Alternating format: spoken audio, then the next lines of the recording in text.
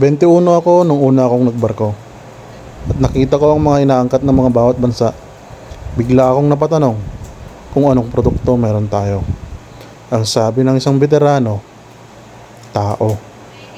Pilipinas ang pinakamadaming pinapadalang tao sa buong mundo. OFW, Marino. Natawa ako pero napaisip din ako.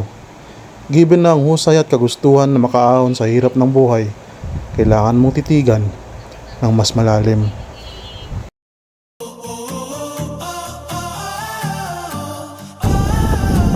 Transiting Suez Canal.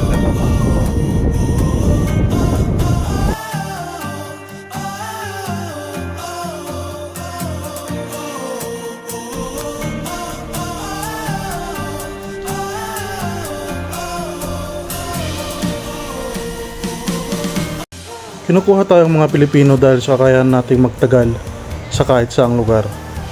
Ilang taon nang lumipas at dahan-dahan kong naranasan ang sagot.